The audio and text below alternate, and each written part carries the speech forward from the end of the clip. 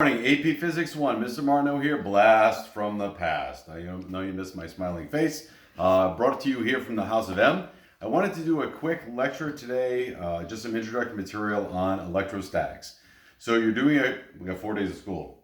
So you're doing a quick bit on electrostatics. For those of you that are signed up for AP Physics 2 and it actually runs, we will do this far more in depth. But this was actually in the original AP1 curriculum. And so I figured it's a good way to round off, and it's a good place to start for next semester. Anyway, so you should read the book. Read the chapter, the intro chapter on electrostatics and some of the nuts and bolts, like what is charge, how does it behave, and so on and so forth. And maybe the history of electrostatics is also a good idea. This notion of charge is a weird one. I mean, it's like asking the question, what is mass?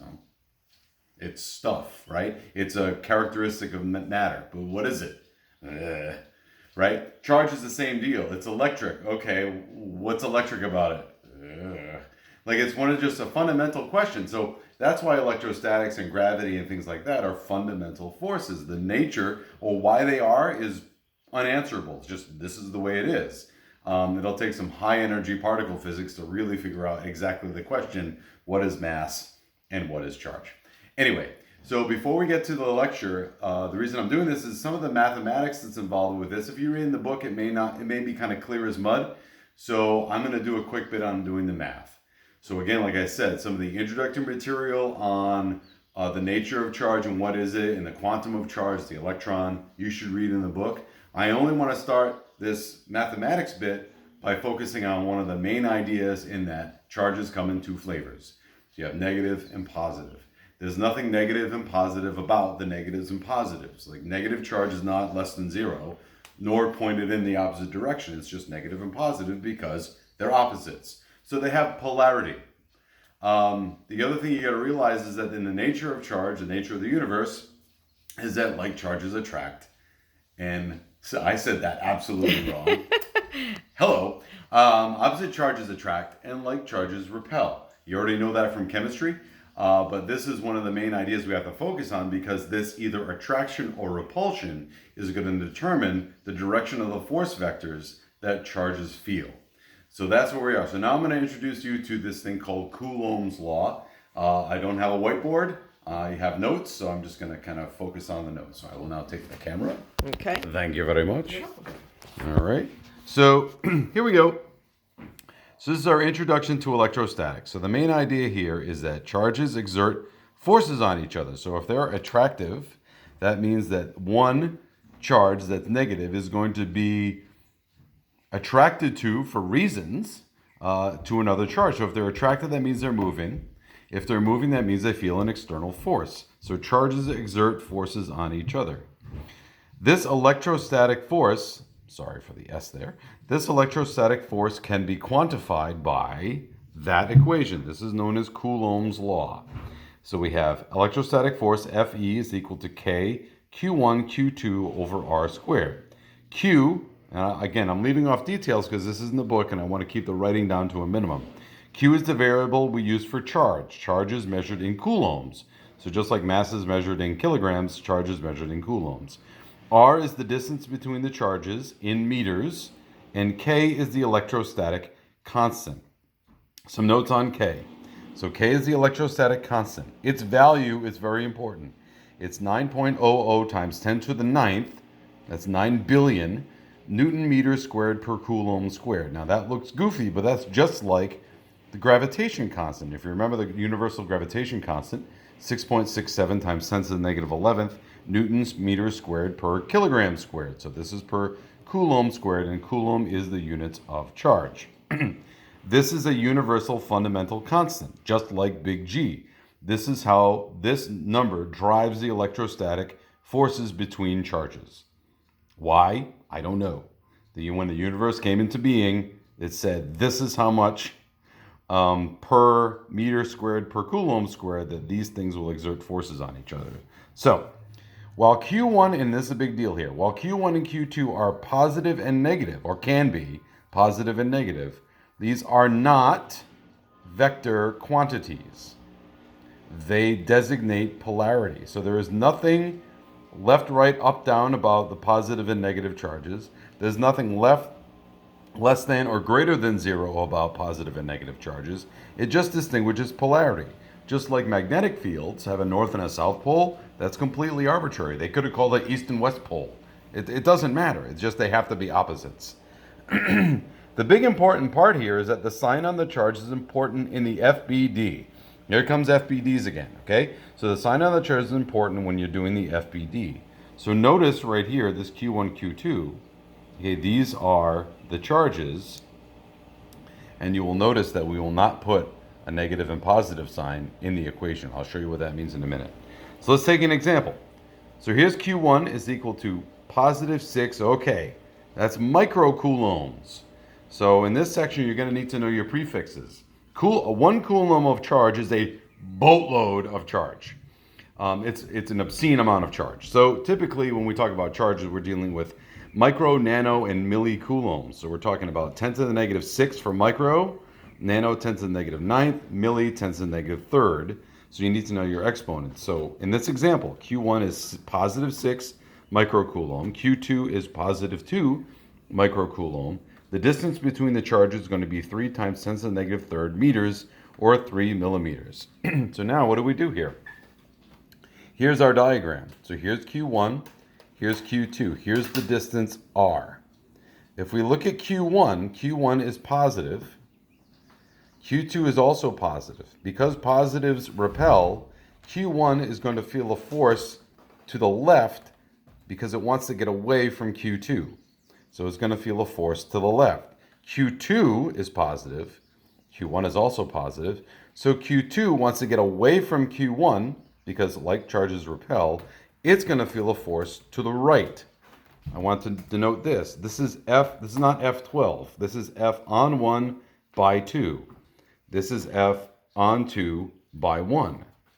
Okay, so it's just some nomenclature here. You can't ever say, what are the forces they exert on each other?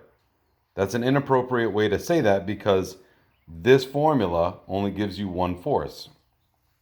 So this you can only ever figure out what's the force on this charge by the others. You can't say each other.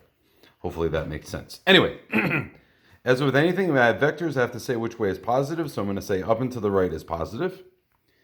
And now what we're going to do here is we're going to calculate the force on 2 by 1. So we're looking at this FBD.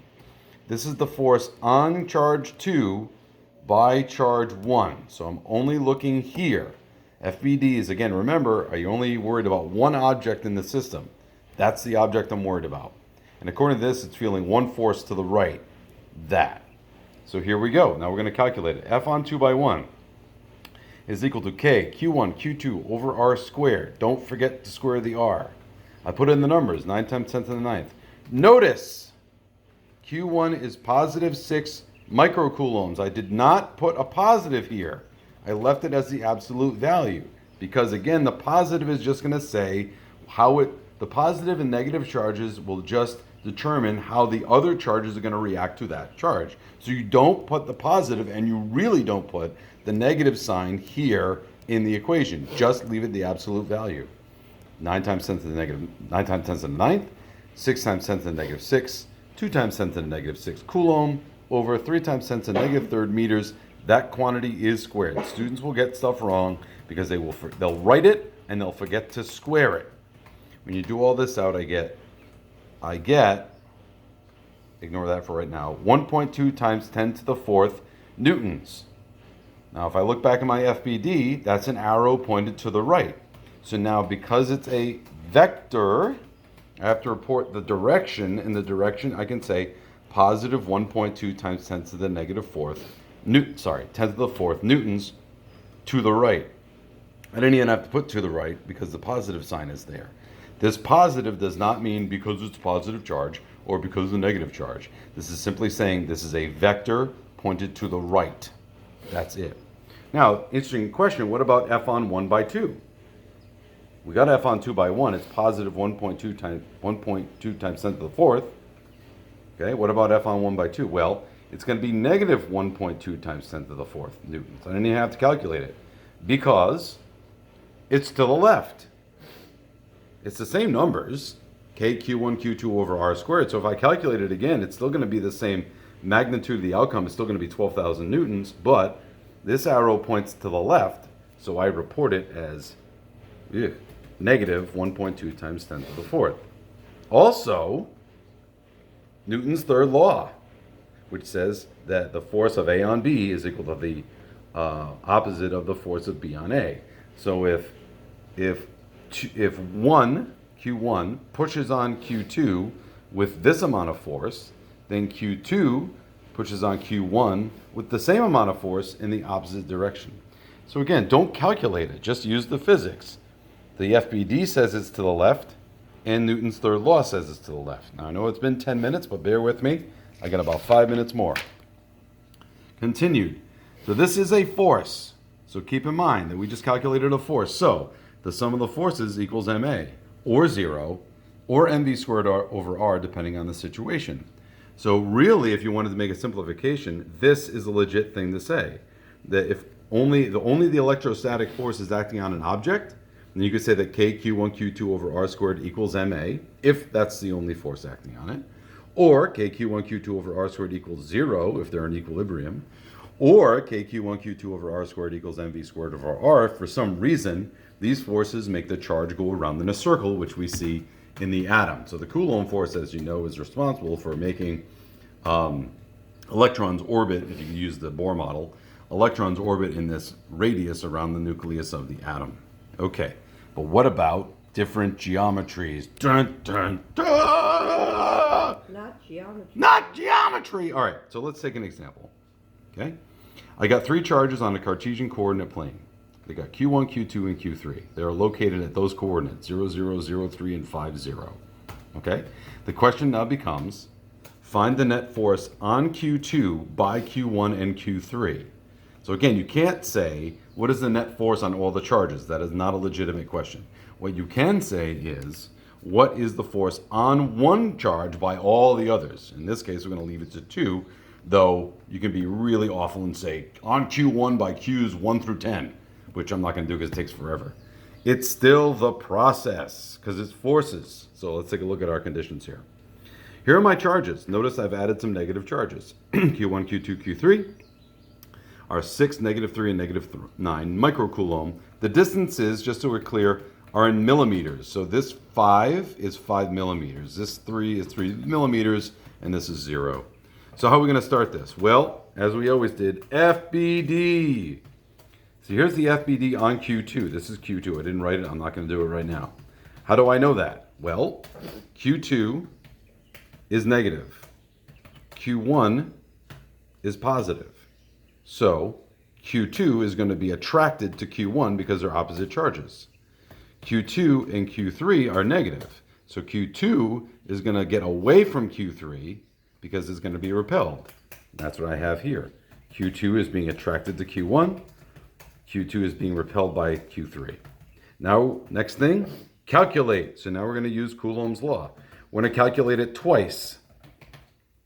Once for 1 and 2, and once for 2 and 3.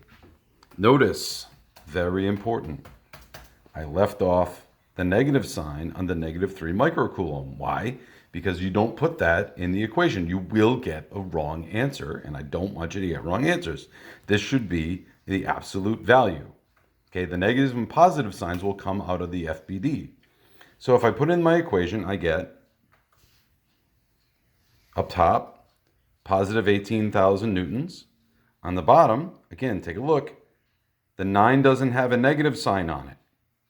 But when I calculated it, I reported it as negative 19,000 newtons. Why did I do that? Because that vector points to the left. So I put the negative sign on. It did not come out of the equation. I did that. And that's what you have to remember. And that's where students mess this up. And that's where I messed this up as an undergraduate. I got a lot of questions wrong because I would forget to do that. All right, next, what do we do now? Well, this is a force in the y direction.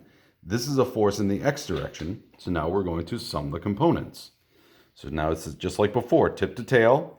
I got an x component, positive 18,000 newtons. I have a y component, positive 18,000 newtons. I have an x component, negative 19,000 newtons, pointing to the left. This is my resultant, tail of the first to the tip of the last. Regular Pythagorean geometry. you get a net result of 2.6 times 10 to the fourth newtons. That's not positive or negative, because that implies that it's to the right or up, which is not true. So now we have to solve for the angle, and I got 47 degrees. So, oh, can I borrow you again? Yeah. Okay. So that's it for that. Hopefully that will help you out. Some of the questions get a little more intricate than that, but remember, it's the process. As long as you get the FBD right, you calculate the numbers correctly, be careful of your exponents, make sure you square that denominator, and just follow the rules. Physics is physics. Forces is forces. It doesn't matter if it's a rope or gravity or electrostatics or magnetism. They all behave the same way. You just have to figure out a way to get it into the equation. So hopefully that helps. Maybe I'll do one more of these as we get further. If we hit electric fields, I'm not sure. But Mr. Marno here, reporting from the House of M. Ms. Mandarelli on the camera. And please email with any questions. I hope everybody's doing well. Thanks, guys.